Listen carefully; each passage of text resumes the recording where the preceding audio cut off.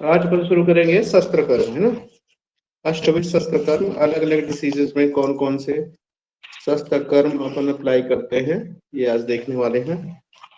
तो सबसे पहला क्या है, शुरुआत करते हैं अपन छेदन के साथ।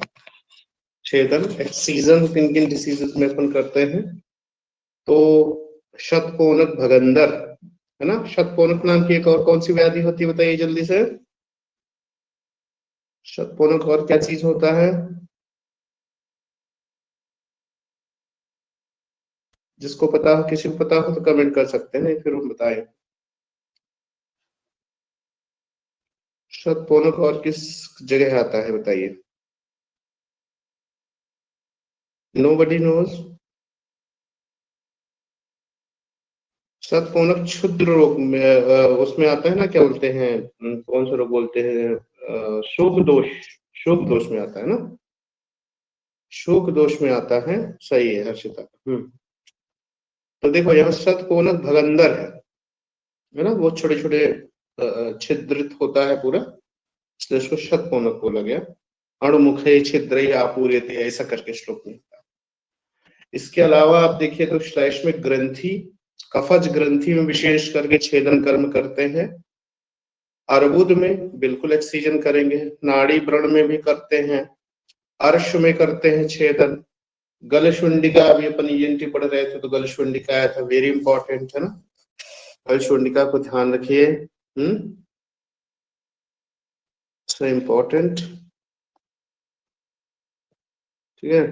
तो गलशुंडिका में करते हैं, अदृश में करते हैं। अदृश कहाँ की डिसीज है, तुम्हारे क्वेश्चन में भी आया था किसी टेस्ट में। अदृश कहाँ की डिसीज होती है, बताइए जल्दी से। तालु की सर। तालुगत, है ना। और वाल्मीकि हो गया, उपदंश हो गया, है ना। उपदंश के भेद कितने होते हैं, उपदंश इंपॉर्टेंट डिसीज है ना। उपदंश कितने प्रकार होते हैं, सुश्रुत ने बताए हैं 5 प्रकार होते हैं। चलो इसके अलावा कुछ और लिख लीजिए, जतुमणि, चर्मकील, तिलकालक, 2-3 डिसीज और ऐड कर लो। जतुमणि, ठीक है, जतुमणि, चर्मकील और तिलकालक, है ना। इनमें भी अपन क्या करवाते हैं, छेदन करवाते हैं, ठीक है ना। तो इनको ध्यान रखिए। फिर इसके बाद भेदन कर्म किन किन में करवाते हैं, तो यहाँ ध्यान रखना, सन्निपातिक के अतिरिक्त शेष 5 विद्रधि, मतलब विद्रधि का जो सन्निपातिक भेद है उसमें नहीं करवाएंगे, रेस्ट ऑफ सब में करवाएंगे, ठीक है ना। विसर्प काफी इंपॉर्टेंट है, विसर्प में अपन करवाते हैं, है ना। वृद्धि में करवाते हैं। ग्रंथि यहाँ पर स्पेसिफिक नहीं, जैसे यहाँ तो आप देखो तो कफज ग्रंथि है, यह पूरी ग्रंथि है, दिख रहे हो ना, इसमें है। फिर प्रमेह पीड़िका में करवाते हैं, व्रणशोफ में करवाते हैं, नाड़ी व्रण में देखिए छेदन भी हम करवा रहे थे, देखा ये नाड़ी व्रण में छेदन भी करवा रहे थे, भेदन भी करवा रहे हैं, ठीक है ना। प्रायः सभी क्षुद्र रोगों में अगर पूछा जाए कि क्षुद्र रोगों में प्रायः करके कौन सा शस्त्र कर्म करवाते हैं, तो आपका आंसर क्या होना चाहिए, भेदन कर्म, है ना। तालु कुक्कुट, गिलायु, तुंडी के लिए देखो, अपन ने गलशुंडिका दिखा था, गलशुंडिका क्या कर रहे थे अपन, छेदन कर रहे थे। तुंडी केरी में क्या कर रहे हैं, भेदन कर रहे हैं, ठीक है ना। ये ध्यान रखना, काफी इंपॉर्टेंट है। और बद्ध गुदोदर में चरक ने बोला हुआ है कि भेदन करने का है, इंसिजन मारने का है, ठीक है ना। और इसके अलावा और भी लिख लीजिए, स्तन रोग करके एक आता है ना, स्तन रोग में भी क्या करवाते हैं, भेदन ही करवाते हैं, ध्यान रखना इंपॉर्टेंट है कुछ ना। स्तन रोग में भी क्या करवाते हैं, भेदन करवाते हैं, ठीक। तो ये सब हो गए। फिर इसके बाद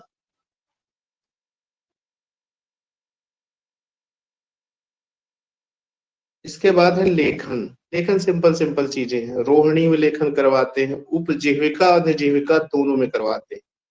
अर्श में हमने देखा था छेदन भी करवा रहे हैं, लेखन भी करवा रहे हैं, है ना, पर पढ़ेंगे भी आगे अर्श। और देखो कुष्ठ में सिर्फ मंडल कुष्ठ है जिसमें लेखन है, ठीक है ना, और किलास में करवाते, ठीक है। किलास के 3 भेद होते हैं, दारुण चरण सूत्र करके पता ही होगा तुम लोगों को, है ना। तो ये हो गया।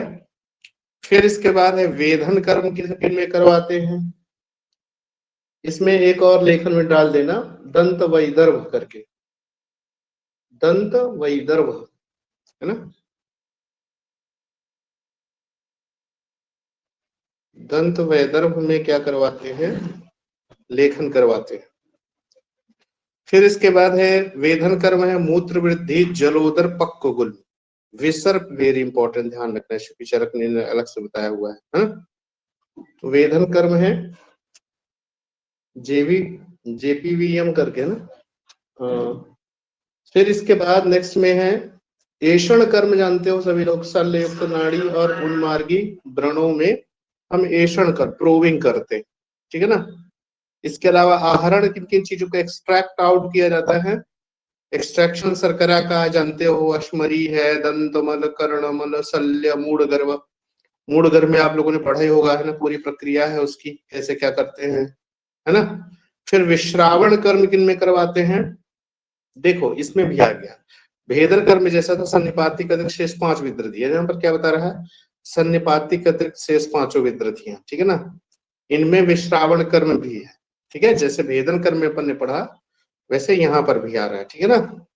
फिर है कुष्ठ, अगर हम जैसे मंडल कुष्ठ में तो हमने लेखन करवाया, लेकिन अगर पूरे कुष्ठ की बात की जाए तो इसमें विश्रावण है, स्लीपद में विश्रावण करवाते हैं, कर्णपालीगत रोग में करवाते हैं, स्तन रोग, यहाँ देखना स्तन रोग में भेदन भी आया था, स्तन रोग में ये भी हो गया। फिर है तालुकंटक, कृमिदंत, दंतवेष्ट, ये सब दंत वाले आ जाएंगे तुम्हारे, शौशिर हो गया, उपकुश हो गया और शीताद हो गया, इन सब में तुम्हारा विश्रावण कर्म होगा। सीवन जो है भिन्न और सुलेखित व्रण में हम करवाते हैं सुचरिंग और मेदोज व्रण, है ना। तो व्रण में कौन सा व्रण, मेदोज व्रण, थोड़ा स्पेसिफिक है ये, तो इसको याद रखना। इसमें हम करवाते, उपदंश भी लिख लेना विश्रावण में, यहाँ नहीं लिखा हुआ, यहाँ लिख लो उपदंश भी कर लेना। तो उपदंश 2 जगह अपन ने देखा, है ना, उपदंश में छेदन भी करवाते हैं, उपदंश में विश्रावण भी करवाते हैं, पर ये अपन देखे थे ना, ये छेदन भी है और यहाँ विश्रावण भी है। ये हो गया, इसको चार्ट को अच्छे से भैया रट मारो प्रॉपर तरीके से, है ना। अब इसके उपरांत अपन चलते हैं सीवन कर्म। सीवन कर्म 4 प्रकार के जनरली होता है, सीव्यत गोफणिका वापि सीव्यत तुन्न सेवनी ऋजु ग्रंथि अथवा वापि यथा योगम अथापि वा, है ना। तो इसमें वेल्लीतक, गोफणिका, तुन्न सेवनी, ऋजु ग्रंथि, ये 4 चीजें आती, ठीक है ना। तो 4 चीजें इसमें आती हैं सीवन कर्म के लिए, वहां श्लोक में लिख गया, लिख लेना, हिंदी में लिखना हो तो। सीवन के जो प्रकार होते हैं इसमें वेल्लीतक, गोफणिका, तुन्न सेवनी, ठीक है ना, और चौथा जो है ऋजु ग्रंथि, वेगोतुर, है ना, वेगोतुर करके अपन याद कर सकते हैं। तो वेल्लीतक जो होता है कॉन्टिन्यूअस सुचर है, गोफणिका जो होता है रीइंफोर्सिंग कॉन्टिन्यूअस ब्लैंकेट सुचर जिसको बोलते हैं, इंग्लिश वाला नाम याद रखने की जरूरत नहीं है। तुन्न सेवनी को सब क्यूटिकुलर सुचर बोलते हैं, और ऋजु ग्रंथि में इंटरप्टेड सुचर मारते हैं, वो क्या है, ऋजु ग्रंथि, इंटरप्टेड सुचर, ठीक है ना। अब सीवन हेतु द्रव्य कौन कौन से होते हैं, तो सीवन के लिए देखिए क्या क्या है। पहले जो चीजें चलती थी सुचरिंग मटेरियल, आजकल तो कैटगट और दुनिया भर का चीज बहुत डेवलप हो गया, सिंथेटिक बहुत सारी चीजें आ रही थी। तो मुरवा और गिलोय के तंतु प्रयोग किए जाते थे, है ना, गुरुची जो है मुरवा हो गया, क्षण तंतु, अश्मंतक सूत्र, छोम का मतलब रेशम और घोड़े के बाल, ठीक है ना। तो ये सारी चीजें जो है वो सीवन कार्य के लिए यूज की जाती थी, है ना। जैसे मान लो गिलोय हो गया तो उसका जो ना वेल्लीतक टाइप का जो सी सुचरिंग होती थी उसमें यूज करते थे, है ना। वेल्लीतक मतलब कॉन्टिन्यूअस सुचर के लिए। तो गिलोय के तंतु का प्रयोग करते थे, है ना, वेल्ली तक के।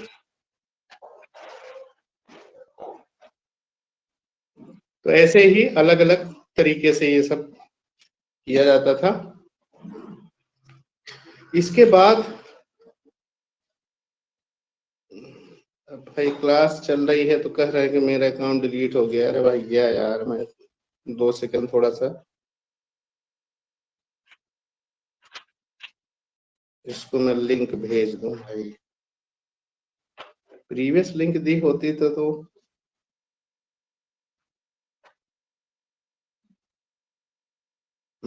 चलो एनीवेज, तो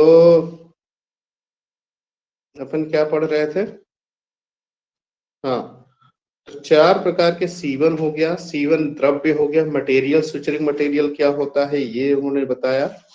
इसके बाद एक पॉइंट और लिख लीजिए, सीवन पश्चात कर्म, है ना, पास में कहीं लिख लो, सीवन पश्चात कर्म मतलब सुचरिंग के बाद क्या करना चाहिए, है ना, पश्चात कर्म करके लिख लो। जो बताया गया है लिख लीजिए इसमें, क्षौम पिचु धारण करना, इसका क्षौम पिचु धारण करना है, ठीक है ना। सीवन के पश्चात क्या करना चाहिए? क्षौम पिचु धारण करना चाहिए, जिसमें प्रियंगु, यष्टि, मधु, लोत्र इत्यादि का प्रयोग किया जाता है ना। प्रियंगु, मुलेठी, यष्टि, मधु जिसको अपन बोलेंगे, लोत्र इत्यादि का प्रयोग करते हैं, है ना, हीलिंग के लिए। तो ये तुम्हारा हो गया। फिर इसके उपरांत अपन चलते हैं नेक्स्ट में। इसके बाद अपन सूची के 3 भेद होते हैं, ध्यान। अच्छा, सीवन योग्य अयोग्य व्रण कौन कौन से हैं जिसमें सुचरिंग नहीं करना चाहिए? हर जगह सुचरिंग नहीं मानने का, ठीक है ना।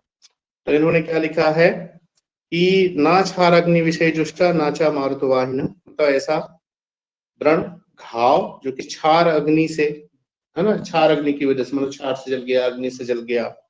नाचा मारुतवाहिन, जहां जिसमें से वायु नहीं निकल रही हो। नांत लोहित शल्य से, अंदर कहीं मान लो लोहित शल्य प्रवेश कर गया लोहे का, उसमें भी आपको सुचरिंग नहीं मानना है कि शेर दिखा के सुचरिंग कर दिया, बोले पक गया वो, है ना। तो ये सब चीजें हैं जो ध्यान में रखना चाहिए कि हमें सुचरिंग अवॉइड करना चाहिए, ठीक है ना। इन सब में क्या है उन्होंने बताया, तेसु सम्यक विशोधन, आगे का सूत्र जो आता है कि उनको पहले से विशोधन करो, क्लीन करो, फिर सुचरिंग करने का, है ना। जैसे शल्य चला गया उसको भाई निकाल लो, फिर करो सुचरिंग, ठीक है ना।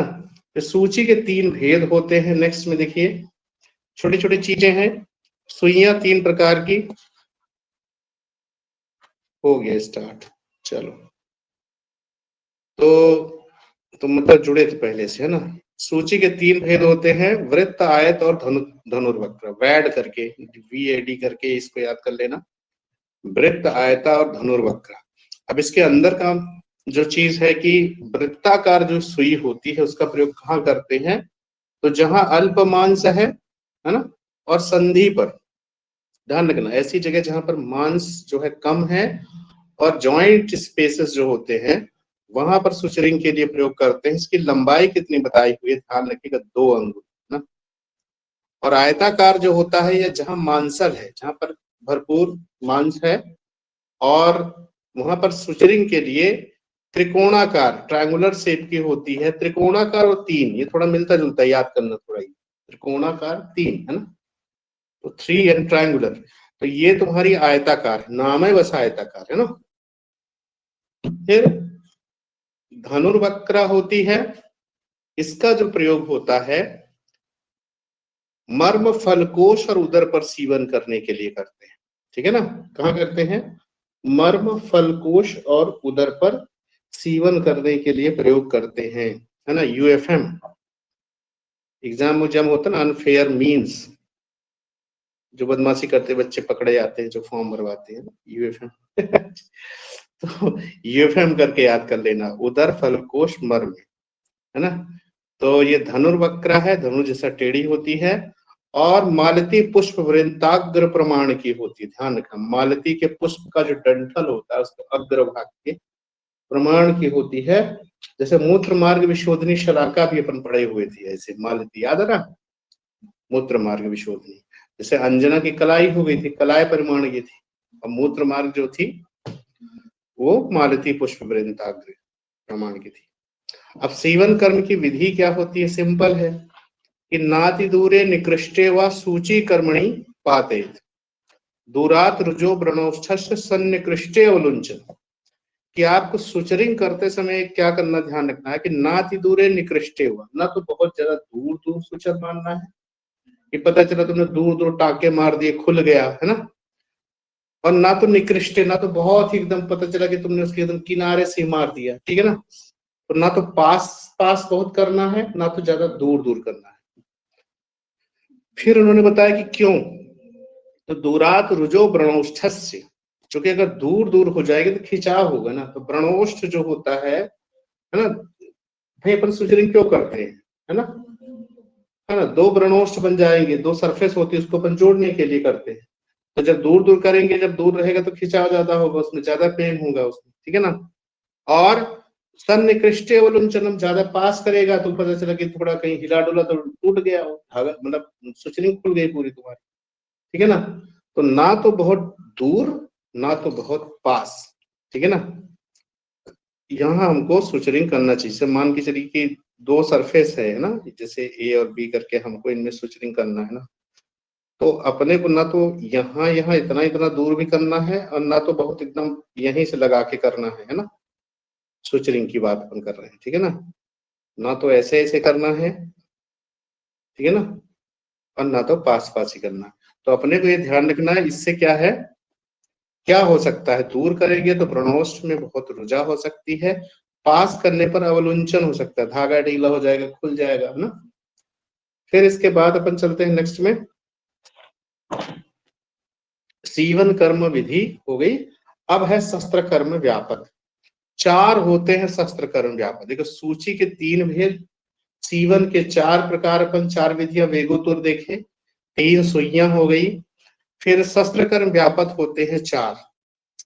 इसमें चार में देखिए क्या है, हीन छेद, अतिरिक्त छेदन, तिर्यक छेदन और गात्र छेदन। आत्म छेदन भी, गात्र छेदन तो खुद के सुई घुसेड़ ली, है ना। तो हीन छेदन कि मतलब जितना काटना चाहिए उतना ना काट, जैसे अर्म अपन पढ़ते हैं ना, कितना छोड़ते हैं और कितना काटना चाहिए, पता चल तुम पूरे मार दिए, मतलब कम मार दिए, कम काट लिए, कहीं हो गया कि ज्यादा तुमने काट लिया, अतिरिक्त छेदन हो गया। जैसे मान लीजिए उन्होंने बोला 25% छोड़ना, 75% काटना। अब तुमने क्या कर दिया कि या तो तुम ज्यादा छोड़ दिए, 50-50 कर लिए, या पता चल गया तुम पूरे काट लिए, ठीक है ना। ये दोनों चीजें नुकसानदायक होगी। तो हीन, अतिरिक्त और तिर्यक छेदन हो गया तुम्हारा, ठीक है। और एक आता है गात्र छेदन का मतलब खुद को काटना, ये होता है ना। जब सर्जिकल चीजें होती हैं तो इसमें बड़ा प्रिकॉशन रखना पड़ता है। कभी किसी को सुचर भी मारो ना तो गलती से धस जाता है, पता चला सामने वाला हेपेटाइटिस और एड्स लेके घूम रहा है, विदाई देगी, है ना। तो अपने को बहुत प्रिकॉशन रखना चाहिए। तो गात्र छेदन भी नहीं करना है। और शल्य कर्म दो प्रकार के होते हैं, शारीरिक और आगंतुक। शारीरिक कारणों की वजह से हो या कोई आगंतुक एक्सटर्नल कॉजेस की वजह से। अब यहाँ शल्य के भेद, शल्य के साथ में एक चीज और लिख लेना, शल्य के अलावा यहाँ पर सर लिख लेना। सर मतलब होता है बाण, है ना। सर मतलब बाण। पहले धनुष बाण हमारे पूर्वज खूब चलाया करते थे, आजकल तो बस ओलंपिक में चलता है ना। तो पहले छोटी मोटी लड़ाई उड़ाई में धनुष बाण चल जाते थे। तो ये दो प्रकार का होता है, करणी वश लक्षण बद्ध और अनबद्ध, दो प्रकार से। तो करणी का मतलब होता है बार्ब्ड होता है, मतलब थोड़ा खुरदुरा टाइप का रहेगा, और लक्षण होता है स्मूथ, ठीक है, चिकना एकदम से। इसी तरीके से बद्ध और अनबद्ध का बद्ध का मतलब लूज होता है, और अनबद्ध का मतलब होता है फिक्स्ड। यूपीएससी 2014 क्वेश्चन आया था, बद्ध और अनबद्ध किसके लिए, ठीक है ना। तो ध्यान रखिएगा, लक्षण या करणी, बार्ब्ड, इसको अगर इंग्लिश में लिखना चाहो तो बार्ड बोलते हैं करणी को और स्मूथ बोलेंगे लक्षण को, ठीक है ना। बद्ध और नौबद्ध जो होता है लूज एंड फिक्स करके, है ना। तो ये ध्यान रखिएगा। शल्य शब्द है, कभी यह थोड़ा सा एक छोटा सा पॉइंट लिख लेना, इस शल्य शब्द किस धातु से बना हुआ है। हालांकि क्वेश्चन आने की प्रोबेबिलिटी कम है, पीछे पूछे जाते हैं। स्वल आसु गमने धातु से बना है, किससे? स्वल आसु गमने धातु से बना हुआ, ठीक है ना, शल्य शब्द। फिर इसके बाद शल्य की गतियां, पंचविध गतियां सुश्रुत ने बताई है, 5 प्रकार से गति करता है, ठीक है ना। और संग्रह ने 3 बताई है और अष्टांग हृदयकार ने 5 बताई है। तो सुषुप्त, हृदय और संग्रह, ठीक है ना। तो सुषुप्त हृदय का संग्रह करे 553, है ना। सुषुप्त हृदय का संग्रह करे 553, ऐसा करके दिमाग में रख सकते हो। या सुहास कर, क्या बोलते हैं, सुहास है ना, सुहास है नाम होता है किसी का।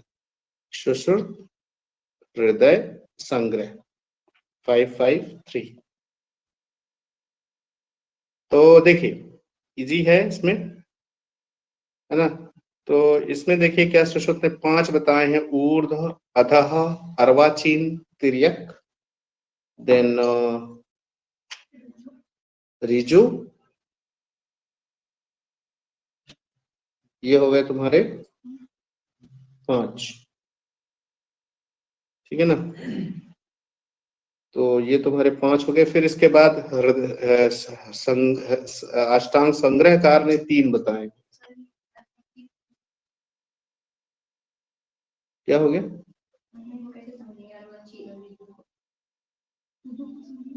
अर्वाचीन है, अर्वाचीन तिर्यक, अर्वाचीन की जगह संग्रह ऐसा बोलते हैं, हृदय बोलते हैं कि वक्र होता है ना।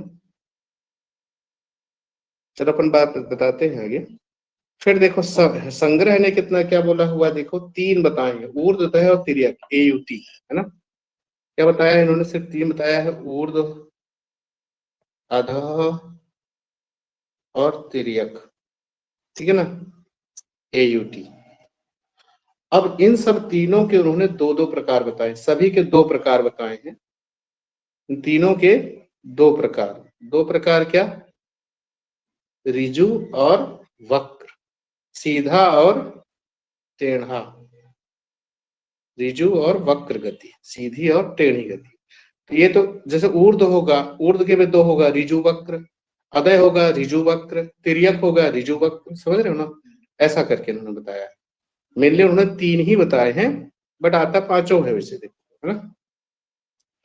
अब हृदयकार ने क्या बताया है? हृदय ने बताया है वक्र बताया है, मतलब सुश्रुत के जैसे है, बट इन्होंने अर्वाचीन की जगह वक्र बता दिया है, ठीक है ना। ये वक्र जो है इनका अलग से है थोड़ा सा, है ना।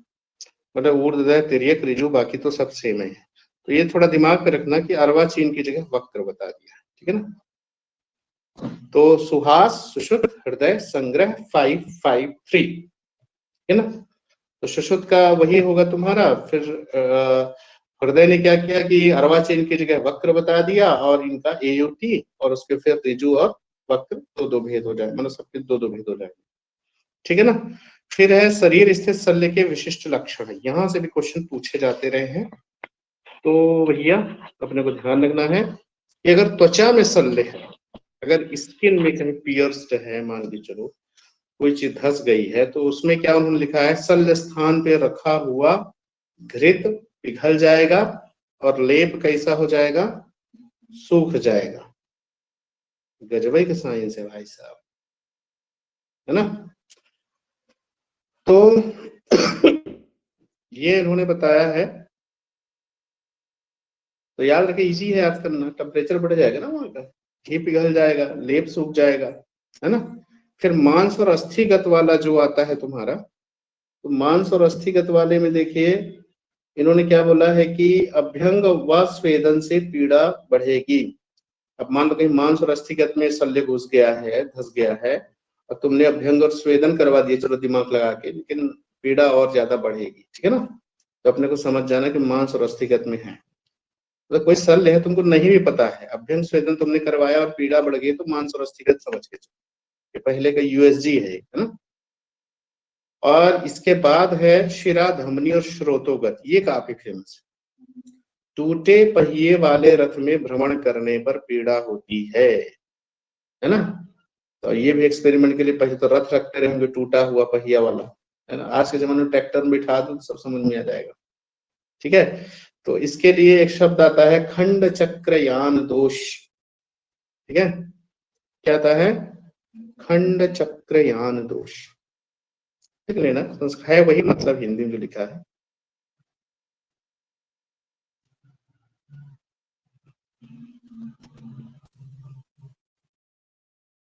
है ना। तो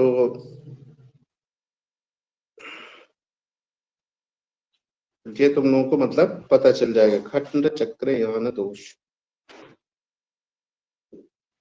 ठीक है। और भी कुछ आते हैं, छोटी छोटी चीजें हैं कि जैसे मान लो संधिगत में बताया है कि प्रसारण आकुंचन बंधन करने पर पीड़न होते, मतलब पीड़ा होती है, तो उसको बहुत सिग्निफिकेंट नहीं है आप करना, है ना। इसमें एक पॉइंट और आप नोट कर लीजिए कि शल्य ना निकालने पर किसकी दृष्टि होती है? रक्त और मांस की दृष्टि होती है, लिख लेना।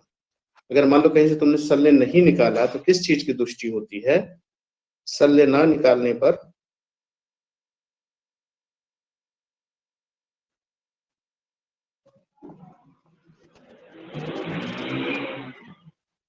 रक्त व मांस की दृष्टि, ठीक है ना। चल इसके बाद आगे अपन बढ़ते हैं। कुछ चीजें और हैं कि वृक्ष बांस तृण के शल्यों से रक्त और मांस में पाक, यहाँ देख ही रहे हो रक्त और मांस ही पक रहा है यहाँ पर भी, लेकिन सिंपल वाली है ना, वृक्ष बांस तृण, है ना, लकड़ियों वाले जो हैं, इनमें रक्त और मांस से पाक होगा। लेकिन सोना चांदी के लिए बता रहे हैं जो धातुगत जा रहे हैं शल्य, ये शरीर में विलीन हो जाते हैं। तो ये दिमाग मत लगा लेना कि ये मजबूत चीजें हैं तो उसमें, है ना। तो स्वर्ण रजत ताम्र पीतल वंग नाग ये शरीर में विलीन हो जाते हैं, ठीक है ना, शरीर की गर्मी से पिघल जाते हैं, है ना। सोना जाएगा अंदर, सोने वाले सल्ले लोग इतना नहीं बनाते होंगे, है ना। सोना कहाँ खा मतलब ऐसे जाता होगा, ठीक है। बट ठीक है, पहले के लोग अपने सोने की चिड़िया थी देश, तो सोने चांदी के दोनों बॉन्ड बनाते रहे क्या। इसके बाद है सींग दंत अस्थि केस बांस पत्थर, है ना। अब ये जो चीजें हैं और मिट्टी के शल्य शरीर में विलीन नहीं होते, देखो धातु वाले विलीन हो जाएंगे, अब बाकी वाले विलीन नहीं होंगे, ध्यान रखना, इसका दिमाग लगा थम लो। धातु वाले विलीन हो जाएंगे, ये वाले नहीं, है ना। राजवैद्य, इतना अच्छा शब्द आया हुआ है, देखिए भाई साहब, राजवैद्य किसे कहते हैं, है ना। राजवैद्य जिसको शल्य की भेद गति और व्रण वस्तु में शल्य की स्थिति का पता होता है, मतलब भेद गति और स्थिति का जिसे पता है वो क्या कहलाएगा? राजवैद्य कहलाएगा। उसको शल्य का भेद भी पता हो, गतियां भी पंचविध अपन ने पता, अब स्थिति पे अपन पढ़े ना कहाँ पर क्या हो रहा है, और शल्य की स्थिति का पता हो, उसे क्या कहेंगे? राजवैद्य, उसको टाइटल दिया जाएगा, है ना, रॉयल फिजिशियन। ना पता रहेगा तो फिर राजा टगा भी देगा, है ना, इसलिए अच्छे लोग जाएंगे राजा के पास। रिवॉर्ड और पनिशमेंट दोनों चीजें साथ में रहती है ना। हम्म। इसके बाद अपन चलते हैं नेक्स्ट में, शल्य निर्हरण के 15 उपाय। इसमें एक और थोड़ा सा जोड़ लेना, अनवबद्ध शल्य निर्हरण के कितने उपाय होते हैं? 15 उपाय होते हैं, ठीक है ना। अनवबद्ध, बद्ध और अनवबद्ध अपन पढ़े थे ना। तो अनवबद्ध मतलब फिक्स्ड वाला जो है, अनवबद्ध शल्य निर्हरण के 15 उपाय, ठीक है। शल्य दो प्रकार के अपन पढ़े थे ना, बद्ध और अनवबद्ध। तो ये किसके हैं? अनवबद्ध। ऐसा थोड़ा सा लिख लेंगे।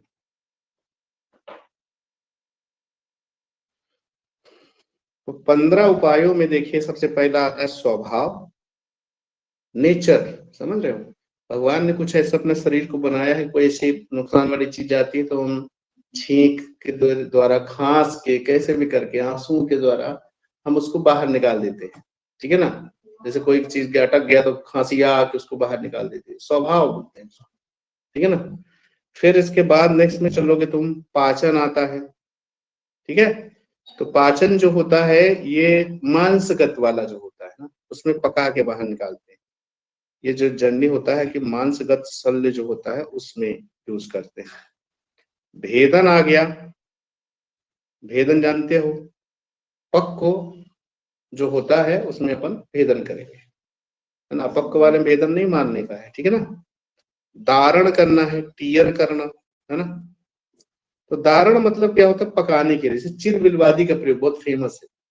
जैसे मान लो कोई घाव नहीं पक रहा है, मान लो कोई शल्य है, तो उसको चिर बिलवादी का लेप लगा देते हैं तो अपने आप फट जाता है। समझ रहे हो ना?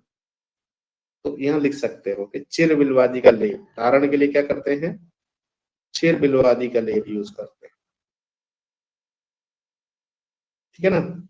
फिर इसके बाद है पीड़न करते हैं। पीड़न का मतलब वही, मतलब कोई चीज, किसी घाव, मतलब कोई व्रण है वो भिन्न हो गया है लेकिन वहां से पस नहीं निकल रहा है, भिन्नम अनिरस्यमानम ऐसे करके आता है, उसके लिए हम क्या करेंगे? पीड़न। तो पीड़न द्रव्य या दबा के उसको निकालो। ठीक है ना? तो भिन्नम अनिरस्यमानम आता है ऐसा करके, है ना? फिर प्रमार्जन में आ जाइए। प्रमार्जन का मतलब जानते हो क्या होता है ना? पोछना होता है वैसे। तो नेत्रगत छोटे शल्य जो होते हैं उसमें प्रमार्जन करते हैं, जैसे होता है रुई, कॉटन से अपन वो करके, है ना? नेत्रगत सूक्ष्म शल्य के लिए प्रयोग करते हैं प्रमार्जन, नेत्रगत सूक्ष्म शल्य के लिए। ठीक है ना? प्रमार्जन अपन यूज करेंगे। फिर इसके बाद नेक्स्ट में अपन चलते हैं, तो तुम्हारा आएगा निर्धमापन आ जाएगा तुम्हारा, है ना? निर्मापन लिखा है, एक्चुअल में निर्धमापन, आधा धा गायब हो गया, धा आधा नी के आगे आधा धा रहेगा, तो निर्धमापन ऐसा रहेगा, निर्धमापन ऐसा।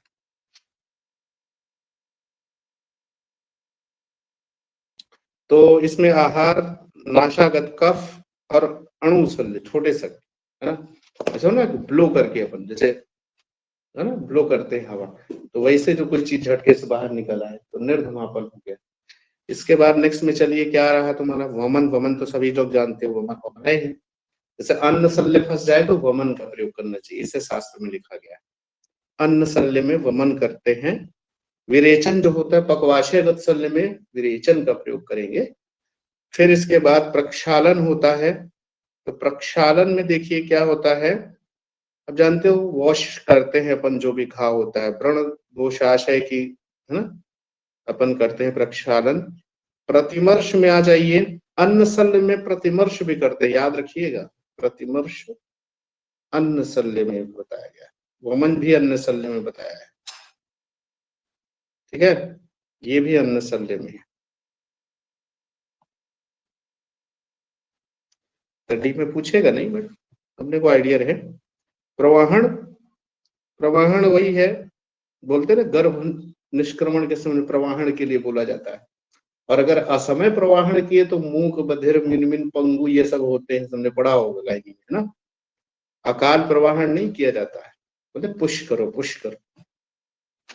फिर इसके बाद होता है आचूषण है। ठीक है? जैसे विष वगैरह का आचूषण करते हैं ना, सक्शन करते हैं, उदक विष, है ना? एस्पिरेट करते हैं, जैसे मान लो पानी पेट में भर जाए तो एस्पिरेट करके अपन बाहर निकालते हैं, तो ये तुम्हारा आचूषण हो जाएगा। अयस्कांत तो जानते हो तुम लोग, मैग्नेट, मैग्नेटोस्फीयर। तो इसका थोड़ा सा लिख लेना, अनुलोमम अनवबद्धम अकरणम अनल्पम व्रणमुखम, ऐसा करके श्लोक में आता है कि किस टाइप के शल्य के लिए अयस्कांत का प्रयोग करते हैं। अनुलोम शल्य है, प्रतिलोम वाला नहीं। अनवबद्ध शल्य है, अनवबद्ध तो पर पढ़ा ही रहे है ना, अनवबद्ध शल्य हो, अकर्ण हो, है ना, बार मतलब अकर्ण हो, अनल्प हो, अनल्प का मतलब साइज बड़ा हो, छोटा नहीं होना चाहिए, ठीक है। इस टाइप के शल्य में हम क्या करवाएंगे, अयस्कांत का प्रयोग करते हैं, मतलब चुंबक का प्रयोग करेंगे, ठीक है। और हर्ष होता है, किसी के दिल में अगर शोक है, शास्त्र में लिखा है हृदय अवस्थित शोक को दूर करने के लिए हर्ष का प्रयोग किया जाता है। तो कोई गमजदा है तो उसके लिए हर्ष, हर्ष इंपॉर्टेंट, ठीक है। और अपने देश का वैसे भी जानते हैं तुम लोग, जीएस की तैयारी करते हो, हैप्पीनेस इंडेक्स बहुत नीचे, पता नहीं क्यों, बट है तो है। पाकिस्तान से भी शायद अपना नीचे आ है, जहाँ रोज बम फूटते, बहुत लोग पटाखा पड़ेगा, क्या हुआ, मजा आ गया। तो भगवान जाने कौन लोग बनाते हैं, बाकी ठीक ही है, हम क्या कर सकते। चलो, ये क्या है सब, वेस्टर्न कंट्री है, भारत जैसे देशों को टीज करने के लिए, मजे लेने के लिए, बेटा तुम्हारे यहाँ थोड़ी हालत खराब है, तुम हैप्पी नहीं हो। है ना। चलो, शल्याहरण हेतु मार्ग, शल्याहरण हेतु मार्ग एक आता है प्रतिलोम और एक अनुलोम। भैया डबल डिप वाले इसमें गलती होती है, थोड़ा इस चीज को ध्यान रखना तुम लोग, है ना। प्रतिलोम क्या बताया जा रहा है कि अर्वाचीन यानी कि समीपस्थ शल्य को उसी प्रवेश मार्ग से निकालना है। भाई शल्य धसा है लेकिन बहुत ही क्लोजर है सरफेस से, है ना, बॉडी से, तो उसको उसे उधर से निकाल लो। लेकिन प्रतिलोम पास, ऐसे याद रखना, पास के शल्य को प्रतिलोम तरफ से, मतलब जिधर से प्रवेश किया उधर से ही वापस। प्रतिलोम मतलब उल्टा, है ना। अनुलोम का मतलब दूसरे तरफ से निकालना है, ठीक है ना, यानी कि दूरस्थ, ठीक है ना। हाँ, प्रतिलोम का मतलब जैसे जिधर से गया उधर से ही वापस ले लेना है। अनुलोम का मतलब दूसरी तरफ से मार्ग बना के निकालना है, समझ रहे हो ना। तो दूरस्थ शल्य को दूसरी ओर नया मार्ग करके निकालना है। जैसे मान लो किसी ने गन शॉट इंजरी हो गई, कि फंस गया, और उसको निकालना ये नहीं कि जिधर से घुसा है उधर से निकालो, पीछे तरफ से निकालो उसको, है ना। तो वो तुम्हारा क्या हो जाएगा, अनुलोम गति, ठीक। तो अनुलोम प्रतिलोम याद रखने, ठीक है। आपसे पूछा जाएगा समीपस्थ शल्य को किधर से निकालेंगे, प्रतिलोम, ठीक है। और दूरस्थ शल्य जो तुम्हारा है वो अनुलोम। चलो ठीक है। इसके बाद कुछ और चीजें आती हैं जो इमरजेंसी में ऊपर पड़े थे। कुक्षी वक्ष कक्षा वंक्षण, इच्छा वाले हैं, कुक्षी वक्ष कक्षा वंक्षण और परशुकांतरगत शल्यों का सदैव प्रतिलोम निर्वहन करना चाहिए। परशुकांतर मतलब जो है पसलियों में धस गया है, ठीक है ना। इनको कैसा निकालना चाहिए, हमेशा प्रतिलोम, मतलब जिधर से गया है उधर से वापस आ जाओ बेटा, ठीक है ना।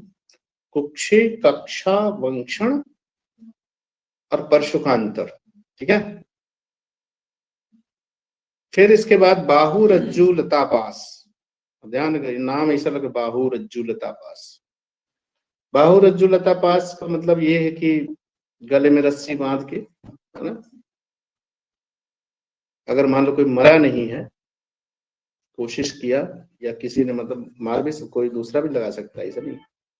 तो बाहु रज्जु लतापात से पीड़ित व्यक्ति को बंधन मुक्त करके पहले तो उसका गला रिलैक्स करो, रस्से से खोलो, फिर तीव्र शिरोविरेचन करवाना है, मतलब वो वाला नस्य करवाना है कि आत्मा एकदम कांप जाए, समझ रहे हो, सारा सर का ऊपर ब्रह्मांड पूरा हिल जाए, समझ रहे हो। तो इस टाइप का नस्य इन्होंने बताया है। वैसे बाहु रज्जु लता पास में दोष क्या होते हैं, यह भी आचार्य ने बताया हुआ है। बताओ जल्दी जल्दी। वात कफ होता है भाई, वात कफ लिख लो, है ना। बाहु रज्जु लता पास में दोष मतलब फांसी लगाने वाले जो लोग, मतलब जो रहते हैं उसमें वात कफ दोष भी अंतर है। वात कफ में उन्होंने बता दिया भैया, तीक्ष्ण तीव्र शिरोविरेचन अप्लाई करने का है अपने को, ठीक है ना। इसके बाद बहुत फेमस चीज आता है केसुंडुक, बहुत फेमस है, बहुत बार क्वेश्चन पूछा भी गया है। केसुंडुक क्या होता है तुमने पढ़ा होगा, वेरी इंपॉर्टेंट। केसुंडुक का प्रयोग कहाँ करते हैं? गलस्थ शल्य निर्हरण के लिए। गले में कोई शल्य फंस गया है तो हम क्या यूज करेंगे? केसुंडुक का प्रयोग करते हैं, है ना। केसुंडुक का क्या होता है तुम्हारा चीज, क्या चीज होती है केसुंडुक?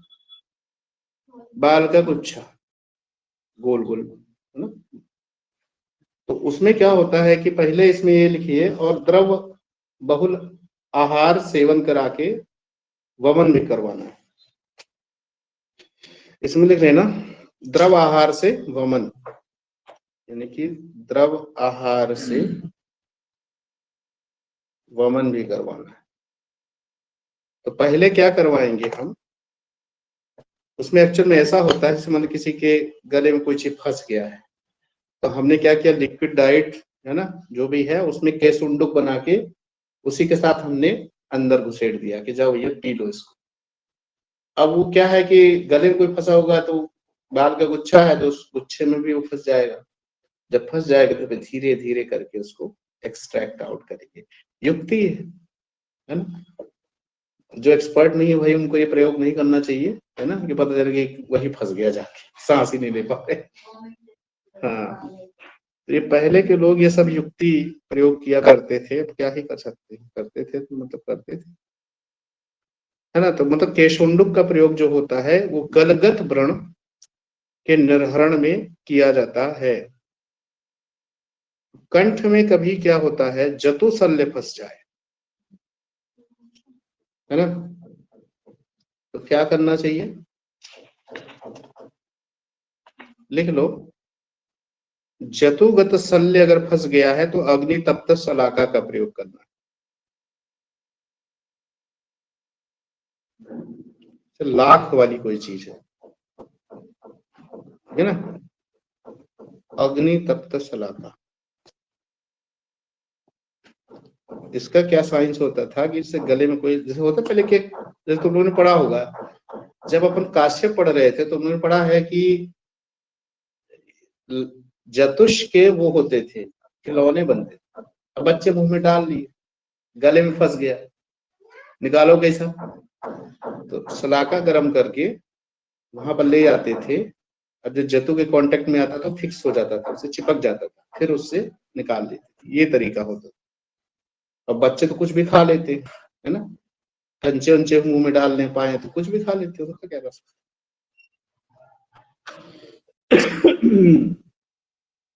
ठीक है।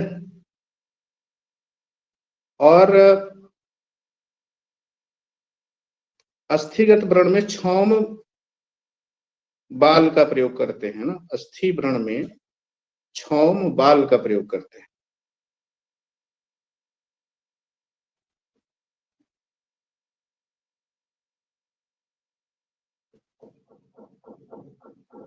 निर्हरण के लिए। इसके अलावा देखो बागवट ने बहुत सारी चीजें बताई हुई हैं, जैसे मान के चलो उन्होंने क्या बताया कि कान में अगर तुम्हारे कर्ण अंबु, है ना, कान में अगर तुम्हारे पानी चला गया, है ना, कर्णे अंबु लिख लेना, मतलब कान में पानी चला गया तो कैसे निकालोगे? लिखा है वाग्भट ने कि हस्तेन मथित्वा तैल वारिणी, है ना, तेल और जल डाल के ऐसे हाथ से ऐसे, है ना, ऐसे हिला के उसको निकालना चाहिए।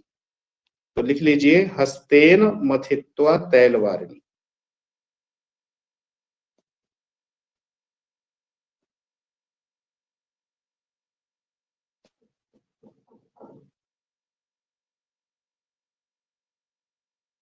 अगर कान में कीड़े चले गए, कर्ण कीट को कैसे निकालना है, सब बाघ भटकाता है। कर्ण कीट को निकालना है तो लवणांबू से पूर्ण करना है। इससे लवणांबू, समझ रहे हो, सेलाइन वाटर पूर्ण करोगे तो बेचारा कीड़ा वैसे घबरा के बाहर निकल आएगा, है ना। लवणांबू पूर्ण, कान में कोई चीज गया ऐसा तो नहीं अंदर घुस जाएगा, बाहर तो आएगा, है कि नहीं।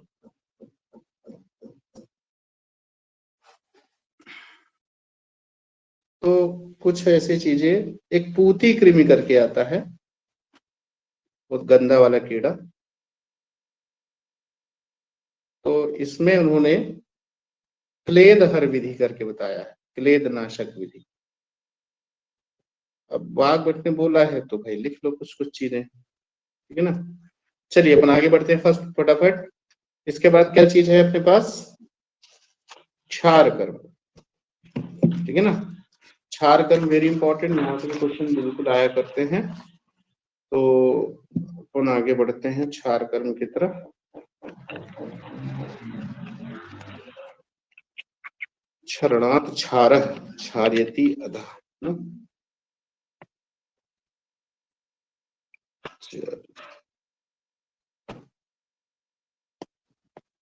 तो क्षार कर्म में देखिए, शस्त्र अनुशस्त्रेभ्य क्षारः प्रधानतम है, ये सभी लोग जानते हैं।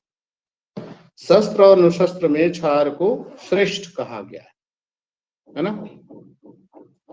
क्षार से संबंधित बहुत सारी निरुक्तियां भी आती हैं, ठीक है ना। अब उन्होंने क्या लिखा, सर्व शस्त्र अनुशस्त्राणाम क्षार श्रेष्ठ। अब ये हृदय क्या बोलते, बात वही घुमा फिरा के बोल रहे हैं।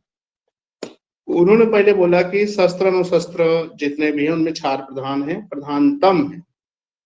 इन्होंने बोला है कि सारे शस्त्र अनुशस्त्रों में क्षार श्रेष्ठ। शब्द का फर्क है, भाव एक ही है, ध्यान रखना ना। यहाँ इन्होंने प्रधानतम करके बोला है, यहाँ इन्होंने श्रेष्ठ बोला है।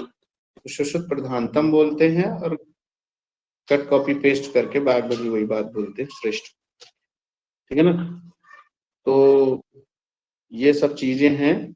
वाग्भट कहते हैं कि मतलब अतिकृच्छेषु रोगेषु, है ना, यच्चा पाने अपि युज्यते।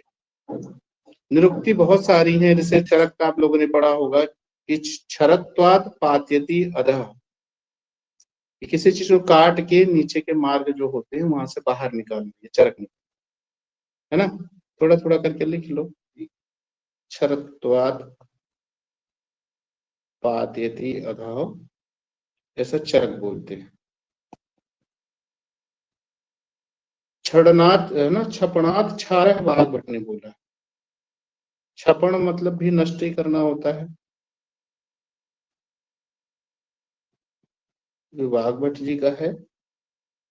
और क्षरणात् क्षपणात् वाचार सुश्रुत, क्षरणात् आया, सॉरी, क्षरणात् भी इन्होंने चरक का भी ले लिया, हाँ, क्षरत्वात् उन्होंने बोला नहीं। और क्षपणात्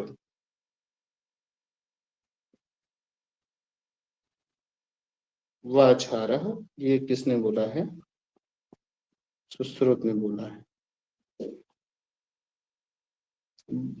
बाकी इधर ने बोला सातनाथ इत्यर्थ, तो कुछ छोड़ो, सातनाथ करके मतलब देखो, शब्द उन्होंने सबने भाव एक ही है, ठीक है। अब उनको थोड़ा कॉपीराइट का इशू रहा होगा कि हमने जो बोला है वो सेम टू सेम नहीं बोलोगे, है ना। बाकी एग्जाम में यही दिक्कत आती है ना।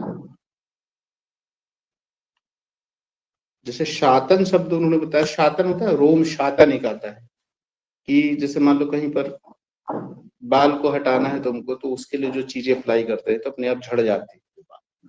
तो वैसे क्षार के बारे में बताया, इस चीज को गिराना है तो उसके लिए क्षार पर यूज करते। तो एक तरीके पर्याय टाइप को उन्होंने छपड़ा, क्षरणाथ, सातनाथ ऐसा करके उन्होंने यूज कर लिया, ठीक है ना। इसके बाद अपन चलते हैं नेक्स्ट में कि क्षार जो है 3 कर्म ध्यान रखिएगा, छेदन भेदन लेखन, ठीक है।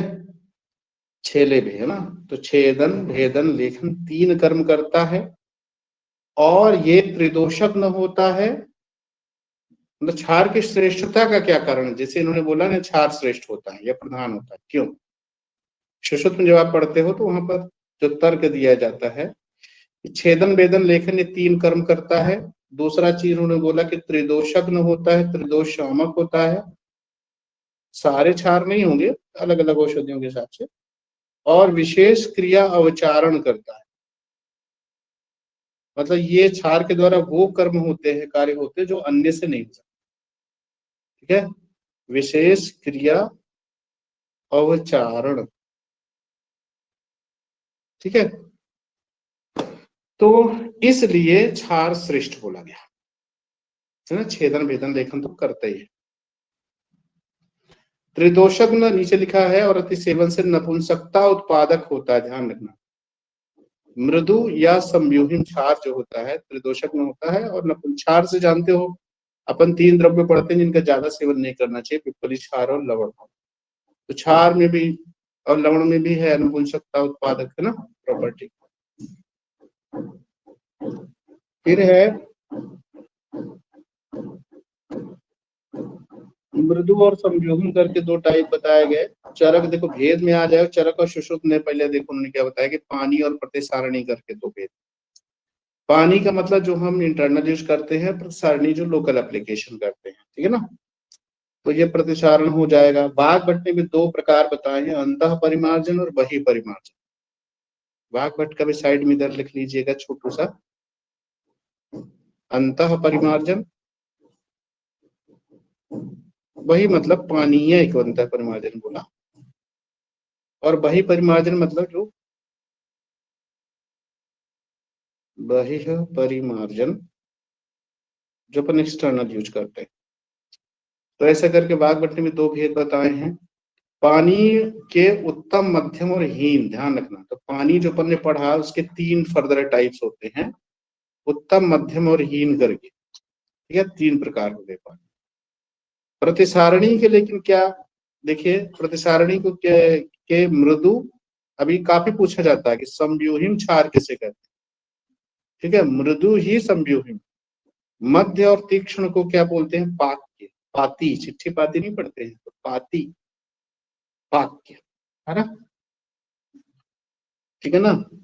तो ये आपका हो गया। जैसे मृदु क्षार को अप्रतिवाप भी बोलते हैं ना, अप्रतिवाप भी बोलते हैं, और तीक्ष्ण को सप्रतिवाप भी बोलते हैं। चूंकि उसमें प्रतिवाप यूज करेंगे बनाने में, तीक्ष्ण में, और इसमें नहीं करते हैं। जो भसक वगैरह अपन पढ़ते हैं, भस्म शर्करा, कट शर्करा वगैरह, तो इसमें लिख लेना अप्रतिवाप,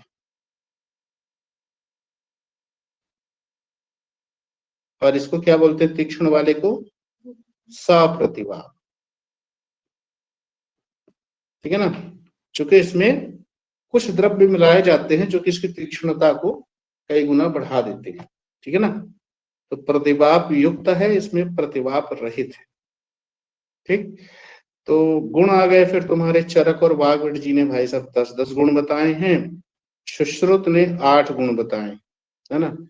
तो उन्होंने जो बोला कि नैव अति तीक्ष्णो न मृदो शुक्ला श्लक्षणो अति पिच्छला अविश्यंदी शिव शीघ्र क्षारो ही अष्टगुणा स्मृता। तो ना तो ज्यादा तीक्ष्ण, ना तो ज्यादा मृदु, शुक्ल, ध्यान रखना शुक्ल वर्णीय होता है, श्लक्षण होता है, पिच्छल होता है, अविश्यंदी होता है, शिव है, कल्याणकारी, शीघ्र काम करता है। ये 8 गुण होते हैं। वाग्भट ने कुछ डिफरेंट बताए हैं प्रॉपर्टीज, जिसमें शिखरी सुख निर्वाप्य करके आता है, और नाचा अति रुख, थोड़ा वाग्भट का लिख लेना साइड में।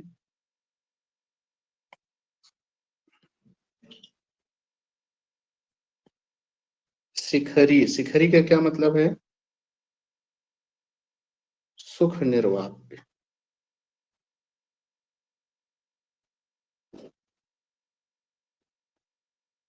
शिखरी का मतलब डली के फॉर्म में जैसे है ना, उसको अपन बना सकते हैं, है ना। शिखरी सुख निर्वाप्य, नाचाति रुक मतलब ज्यादा इसमें पीड़ा नहीं होती है यूज करने पर, नाचाति रुक। और एक चीज और लिख लेना, शिव गुण तो इन्होंने भी बोला हुआ है ना, ये अच्छा है, इन्होंने नाचाति रुक और शिव गुण नहीं, है ना, नहीं बताया शिव।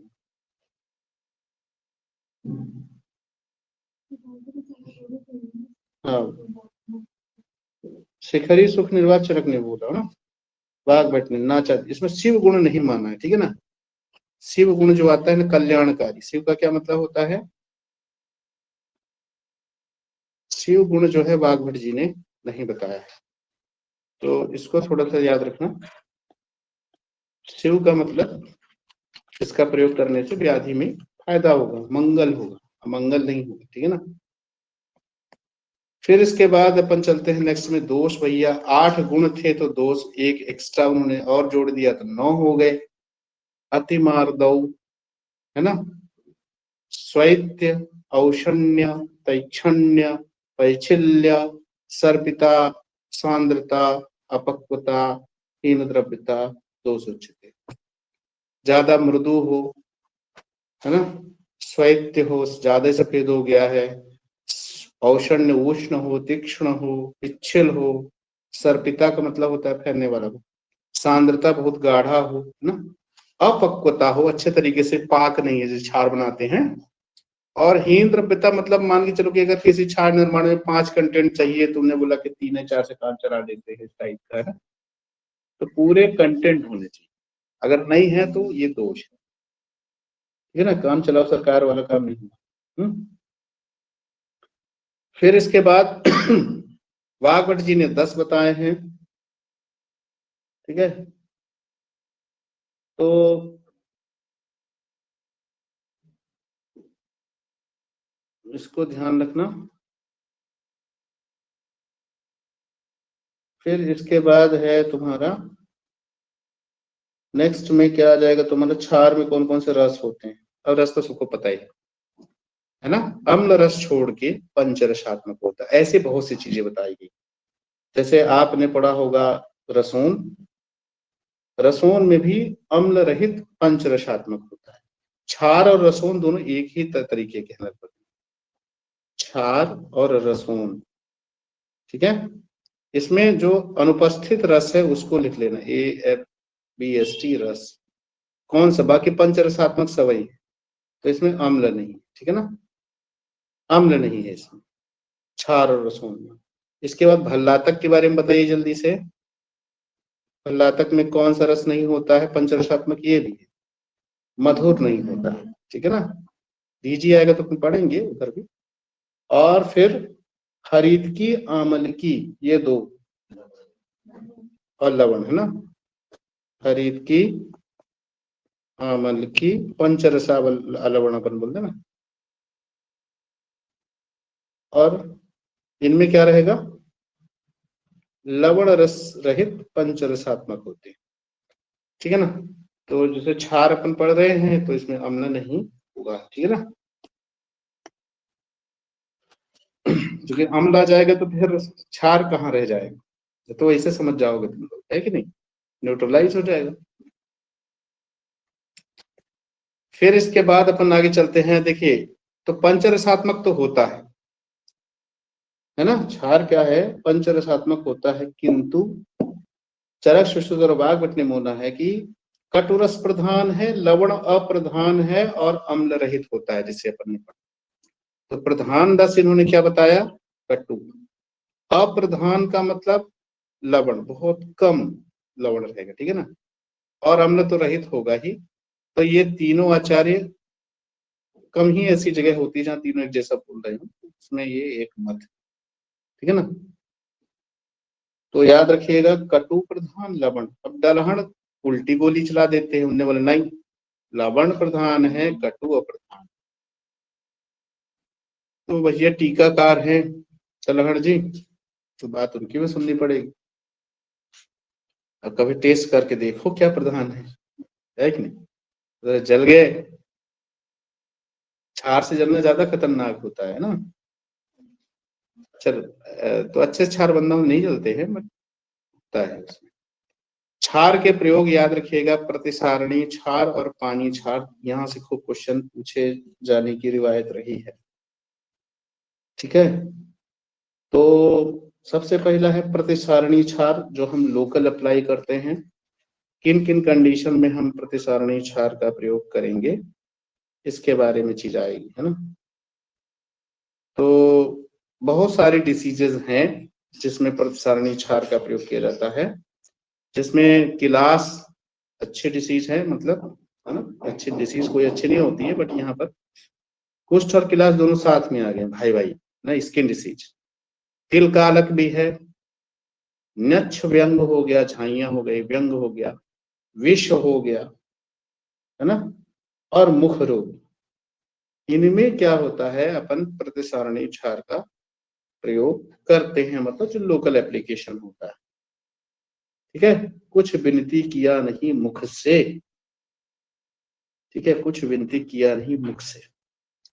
तो कुछ से मतलब कुष्ठ, विनती का मतलब तुम्हारा विष, नेक्ष, तिलकालक, किया का मतलब कि लाश हो जाएगा, नहीं मुख से मुख रोग हो जाएगा। तो ऐसे करके कुछ ट्रिकी हो जाओ इसमें, है ना। तो ये समझ में आता भी है कि सब भैया लोकल एप्लीकेशन वाली चीजें हैं, है ना। तो विश्व जरूर ध्यान रखिएगा यहाँ पे। इसके अलावा बहुत सी चीजें आती हैं ना जो यहाँ नहीं लिखी गई है। अब मुख रोग आया है तो उपजीविका, अधिजीविका, उस दंत वैदर्भ रोहिणी, मतलब लिस्ट ऑफ है ना। तो और विश्व में जो आता है कृमि विष लिख लेना, यहाँ पर थोड़ा सा ज्यादा स्पेसिफिक, कृमि विषादिशु करके आता है। तो कभी कोई बहुत स्पेसिफिक पूछे तो कृमि विष,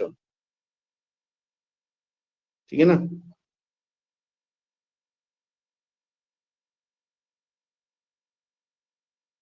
भगंदर नामक डिसीज नहीं है, भगंदर में भी है और अर्श में भी। अर्श, अर्बुद, भगंदर तीनों में आता है, समझ रहे हो ना। अर्श, अर्बुद और भगंदर तो सब जानते हो, इसमें यूज होते हैं।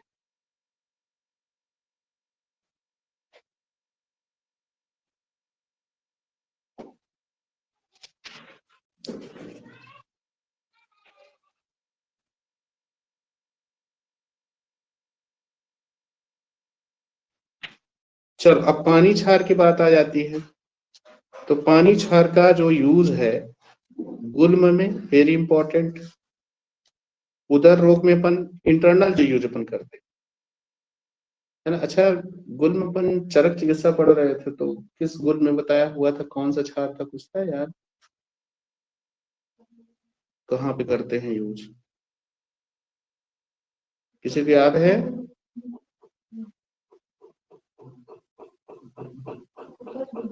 हाँ, कफज गुल्म करते हैं ना, सही है। तो कफज गुण में आया हुआ था, जैसे तेल पंचकर्म पढ़ते हैं वातिक गुण में होता है, वैसे हर एक गुण की प्रॉपर्टी। तो देखिए जैसे कमल नाल क्षार भी अपन पढ़े थे शायद, रक्त पित्त में आया हुआ है ना। चलो, तो रक्त, अब यहाँ देखिए पानी क्षार के बारे में उन्होंने बताया है कि गुल्म, उदर, शर्करा और विष। गुल्म में है, उदर है, शर्करा और विष। अब विष मतलब कृमि विष और गर विष दोनों है, ध्यान रखिएगा इसमें। क्या क्या है यहाँ पर, कृमि विष लिख लो, गर विष तो विशेष है, ध्यान रखना। गर विष वेरी इंपॉर्टेंट, है ना। गर विष से कोई पीड़ित है तो इंटरनल वाले में यूज करेंगे। तो वैसे भी गर विष वाले को तुम यार एक्सटर्नल कहाँ से क्या करोगे, तो सेंस ही नहीं बनता। तो गर विष तो अपन रोज ही ले रहे हैं कहीं ना कहीं, तो बाहर लगा कि क्या मिलेगा उसमें, ठीक। तो ये चीज थोड़ा सा क्या चालू, चल। तो अपना क्या हो गया, गुल्म, उदर, शर्करा, कृमि विष, अस्मरी वेरी इंपॉर्टेंट, एंड आभ्यंतर विद्रदी में और गर विष में। इसके अलावा आप सबको पता ही है कि आर्ष में भी करते हैं, है ना। और आरोचक में करते हैं, अनाह में करते हैं, है ना। अर्श में भी करते हैं, आरोचक, अनाह, इनमें भी करते हैं, अजीर्ण में करते हैं क्या, अजीर्ण में भी करते हैं, ठीक है ना। तो ये जीआईटी वाली बीमारी होगी, आरोचक, अनाह और, है ना। देखो अब आगे अपन चलते हैं कि रक्त पित्त, ज्वरित और तिमिर में पानीय क्षार निषिद्ध है, ठीक है। ज्वरती मतलब ज्वर, रक्त पित्त और तिमिर में कौन सा क्षार निषिद्ध है, ऑलवेज पानीय क्षार निषिद्ध बताया गया है, ध्यान रखिए। तीन कंडीशन जो है, कृमि विश्व और अर्श में पानी और प्रतिसारणी अपन ने पढ़ा भी था, है ना, दोनों क्षार का प्रयोग निर्दिष्ट लिखवा दिए। तो कृमि विश्व भी आता है, अर्श में तो इसमें पानी, लेकिन भगंदर में कौन सा दे रहे थे? प्रतिसारणी, ध्यान रखें, है ना। तो ये थोड़ा सा चीज ध्यान रखें, ठीक है। इवन अर्बुद जो तुम्हारा उसमें भी प्रतिसारणी देते हैं।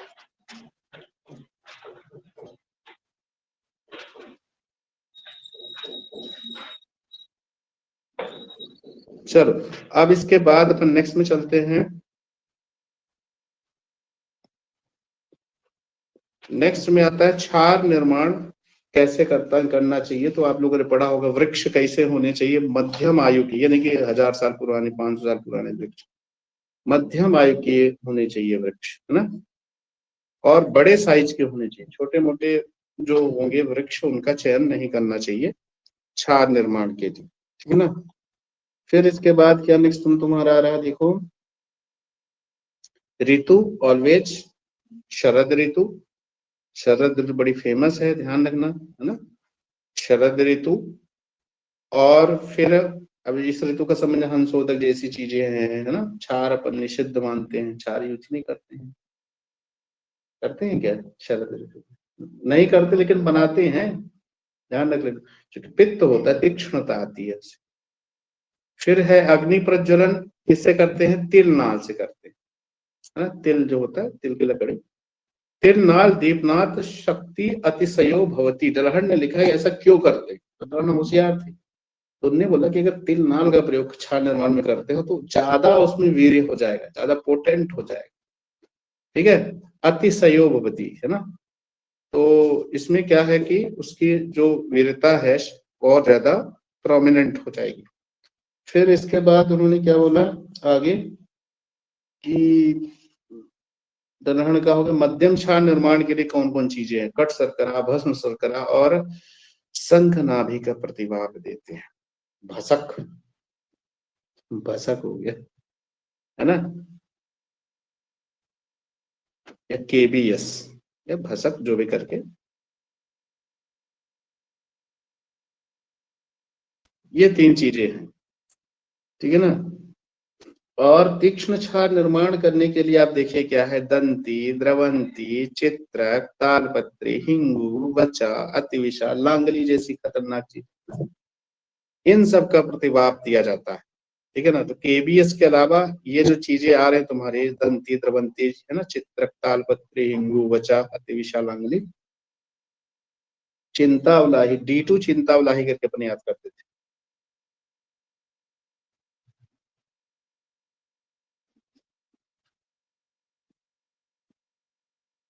निर्माण के 7 दिन के बाद क्षार को यूज करना चाहिए, ऐसा नियम, ऐसा नहीं कि आज बना आज इस चालू कर दो, ठीक है ना। तो प्रोटोकॉल ये कहता है कि जब क्षार बने तो उसके 7 डेज के बाद उसका निर्माण करना चाहिए। इसमें आता है कि जल भी लिख लेना, 6 पट प्रमाण में जल बताया गया, कितना, है ना, 6 पट प्रमाण, दोनों टाइप का जो होता है। क्षार के लक्षण देखिए, तीक्ष्ण, अति तीक्ष्ण और मृदु क्षार। तीक्ष्ण क्षार उसको बोला जाता है, ध्यान रखना।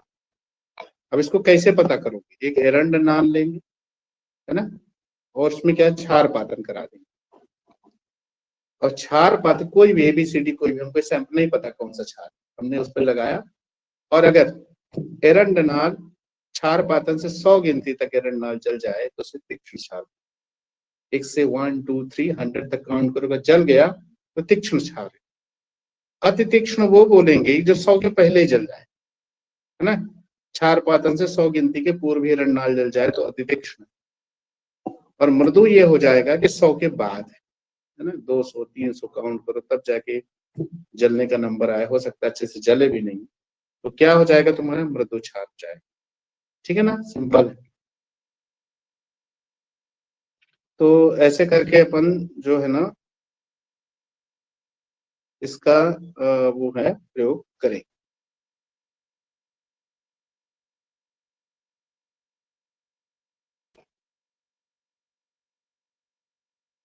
फिर क्षार पातन से पूर्व दोषानुसार कृत कर्म आते हैं, है ना। क्षार लगाना है उसके पहले अगर मान के चलो आपको पता है कि वात पित्त कफ दुष्टि है तो क्या करना है ना।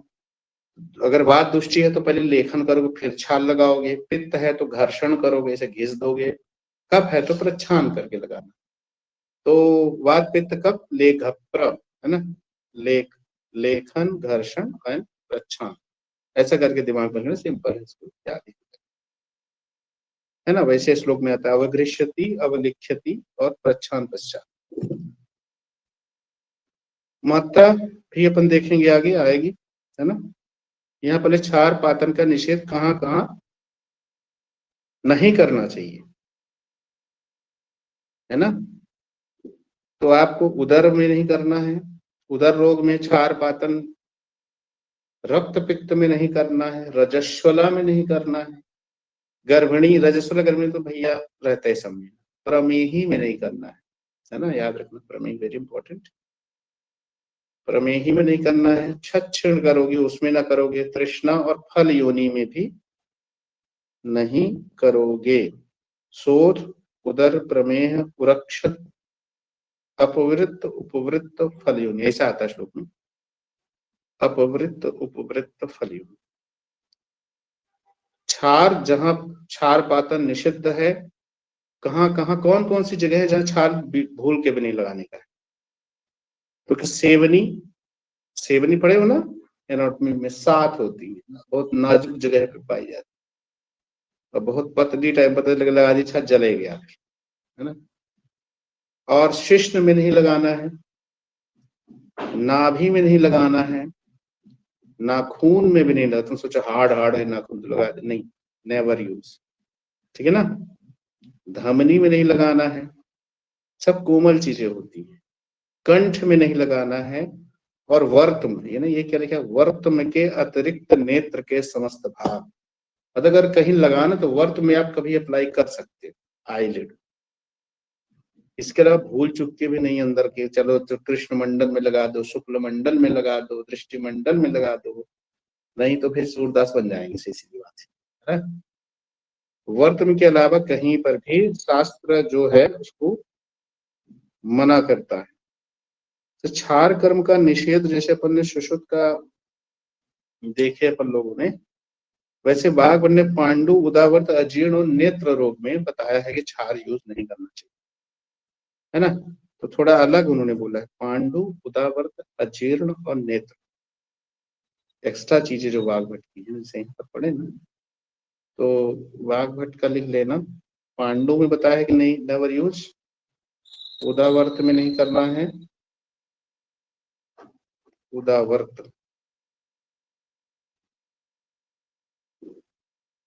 पांडु उदावर्त अजीर्ण में नहीं करना है, और नेत्र। ये चार कंडीशन विशेष रूप से इन्होंने बताई है। फिर है सम्यक क्षार दग्ध का क्या लक्षण होता है। सम्यक क्षार दग्ध का लक्षण,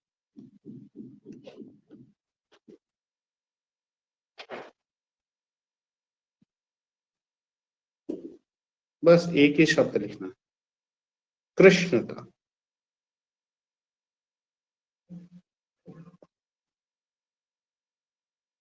ठीक है। मात्रा जो है ना, यहां नहीं लिखी है ना, मात्रा लिख लीजिए 100 वाक मात्रा। एक तो अपन ने उधर पढ़ा था वैसे, मात्रा सुश्रुत ने क्या बोली है, 100 वाक मात्रा, 100 वाक मात्रा, ठीक है। वाक है का, वाक मात्रा, ठीक है ना।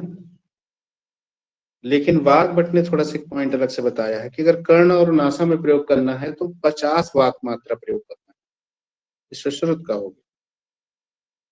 वाक भट्ट ने क्या बताया है, सुश्रुत ने बताया नहीं, ये वाक भट्ट का ही है। वाक भट्ट ने एक चीज और क्या बताई है, कर्ण और नासा में अगर यूज करना है तो आपको कितना यूज करना है, 50 वाक मात्रा, मतलब कम टाइम तक यूज करना है, ठीक है ना।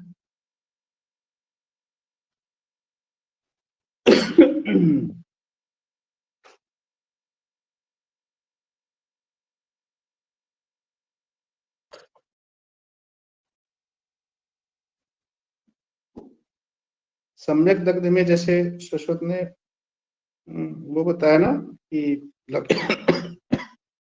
मतलब क्या अपन ने लिखवाया कि सम्यक क्षार दग्ध के लक्षण ये हैं, तो वाग्भट ने उसमें एक चीज ऐड कर लेना, पक्व जम्बू के समान बताया वाग्भट, या कृष्णता बताया है ना, वाग्भट ने क्या बताया है, पक्व जम्बू के समान, पके हुए जामुन के फल के समान,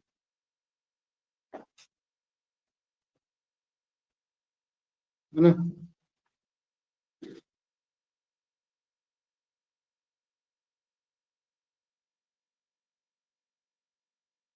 क्षार कर्म के पश्चात किस प्रकार का भोजन कराना चाहिए,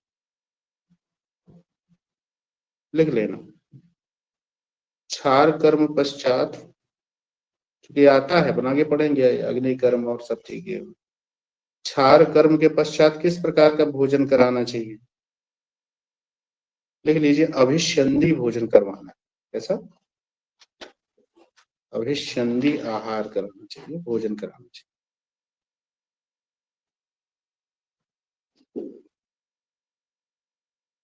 ठीक है ना।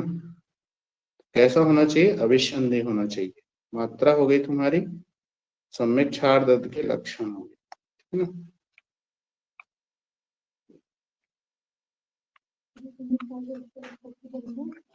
अभिसंधि आहार, अभिसंधि का मतलब समझ रहे हो ना? अभिसंधि का मतलब कफ जो बढ़ाते हैं ना, वो क्या कहलाएगा? अभिसंधि।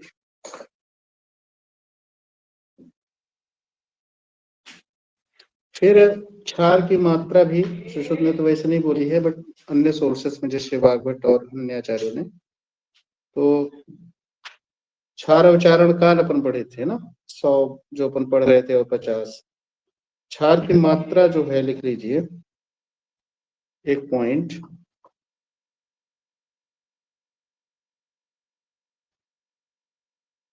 कर्ण पूर्ण में 100।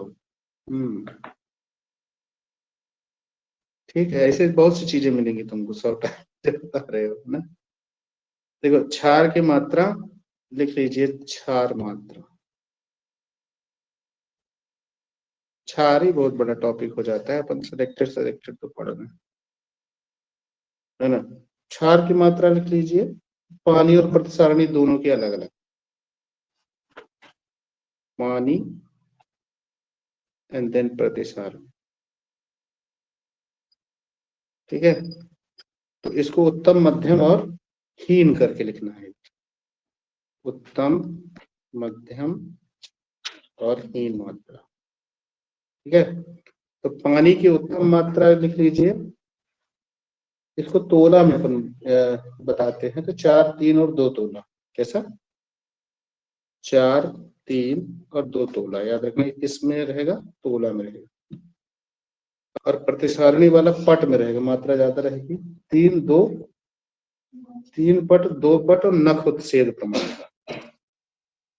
3 पट, 2 पट, और ये जो है नख उत्सेद, जितना नाखून तुम्हारा दिखता है ना उभरा हुआ, उस प्रमाण में यूज करना है। 4, 3, 2 और 3 पट, 2 पट और नख उत्सेद प्रमाण का ऐसे होता है।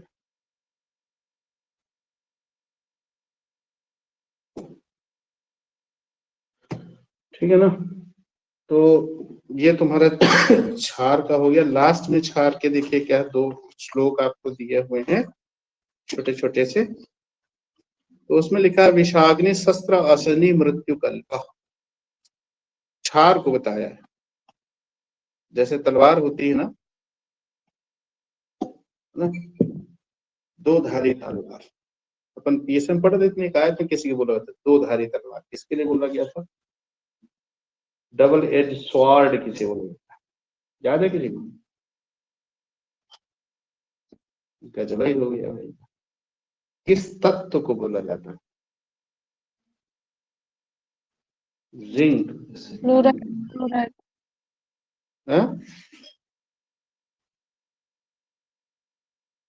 फ्लोरीन सही है, जिंक नहीं, फ्लोरीन नहीं। गुड। उसमें क्यों ऐसा बोला जाता है, उसका कॉज मैं बताऊं। फ्लोरीन तुम्हारे डेंटल ग्रोथ के लिए जरूरी है, लेकिन वही फ्लोरीन अगर तुम्हारा ज्यादा हो जाए हड्डियों के लिए जरूरी, फ्लोरोसिस कहलाती है। और फिर क्या होता है फ्लोरोसिस में पता है ना, फ्लोरीन को डबल एज सॉल्ट बोलते हैं। जिंक हमारे दिमाग से निकला, बट फ्लोरीन सही राइट आंसर होगा इसका, ठीक है ना। तो वैसे ये क्षार है तुम्हारा, विषाग्नि शस्त्रासनी मृत्यु कल्पा। अगर आपने अच्छे से यूज नहीं, ये चेता रहे हैं सुश्रुत की जहर के जैसा, अग्नि के समान, शस्त्र के जैसा, इंद्र के वज्र के जैसा, मृत्यु के समान मारक होता है। इफ अब इतना तो पढ़ के तुम डर जाओ कि हम यूज न करेंगे जब ये मृत्यु के जैसा होता है। लेकिन पूरी बात ये होता है आजकल के क्लिप कटवा चलते हैं, काम की चीज काट ली, बोले ऐसा बोल रहा था, आगे पीछे का नहीं दिखाते। जब कोई वैसा पढ़ेगा तो बोलेगा ये तो फालतू चीजें काहे को अपन यूज करेंगे। लेकिन इसलिए बोला गया है कि आपको जागरूक रहने का, आप सावधानी के साथ यूज करने, नहीं तो फिर देयर विल बी कॉन्सिक्वेंस। अब इसी टाइप का उन्होंने अविज्ञात औषधि के बारे में चेताया है चरक ने। देखो उन्होंने क्या बोल दिया भैया, यथा विषम यथा शस्त्रम, यथा यथा करके आ रहा, बात वही बोल रहे हैं। इनको 2 ही 4 चीज आती थी, विष शस्त्र अग्नि वज्र, उनको मानते थे मतलब ये काटते, ज्यादा बोल दिए विष, यहाँ बोल दिए कहीं बोले कि खतरनाक वाला सांप है ना, जैसे असी विषोपम बोल दिए विसर्प को, है ना। यही 4-5 चीजें बोल के लोगों को डराते थे, है ना, कि मतलब कहानी खत्म हो जाएगी। तो उन्होंने बोला कि जहर के जैसे, शस्त्र के जैसे, अग्नि के समान, वज्र के समान, वही चीज इसमें भी आ रही, ठीक है ना। अब ये अच्छा है कि उन्होंने ये नहीं लिखा, मृत्यु नहीं लिखा, नहीं तो पूरा हो जाता, मारक है ये भी। तो अभिज्ञात औषधि जिस दवाई को आप नहीं जानते, फला आदमी ले आकर तुमको बोल दिया बोले खा लो, गए काम से, ठीक है ना। इसीलिए अभिज्ञात औषधि को चरक ने बताया। और क्या क्या तरीके से सांस्कृतिक शब्दों का प्रयोग करके उन्होंने मतलब गाली भी आ दी है लोगों को, बोले तुम छद्मचर हो, तुम फलाना हो। ये संस्कृत में गालियां हैं, समझ रहे हो, शिष्टाचार है। किसी को बोलो छद्मचर बुरा नहीं मानेंगे, किसी को बोलो तुम झोला छाप तो बुरा मान जाएगा तुरंत ही, समझ रहे हो। तो इसलिए उन्होंने ऐसे बोला कि लोगों को थोड़ा प्यार से लगे ना, रिस्पेक्ट के साथ, हाँ, तहजीब के साथ ये भी सब बोला जाता था।